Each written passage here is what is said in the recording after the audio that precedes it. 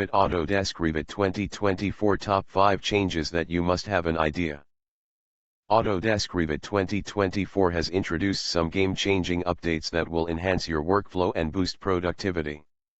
Here are the top 5 changes that you should know about. Enhanced 3D Navigation. Engineer Revit 2024 has improved 3D navigation by introducing a new navigation wheel that provides better control and precision when navigating 3D views. You can now move, zoom, and pan around your model with ease, making it faster to navigate and locate objects. Improved Modeling Tools. Revit 2024 has improved modeling tools to help you create complex geometry and elements more efficiently. The new tool set includes better control over extrusions, sweeps, blends, and revolve forms, enabling users to create more complex shapes without the need for additional plugins. Engineer. Advanced Collaboration Engine with Revit 2024. You can now collaborate with your team in real time using the cloud-based collaboration platform BIM 360.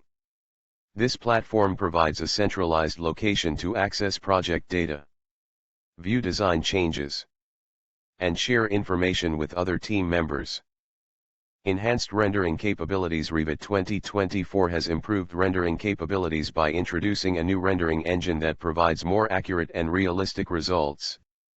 This new engine includes better lighting, materials, and texture options, allowing you to create high-quality visualizations that accurately represent your designs. Engineer.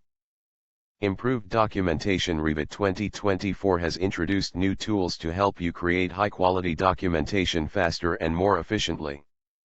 The new features include better control over viewports, improved annotation tools, and automatic documentation updates that ensure consistency across all sheets. Engineer.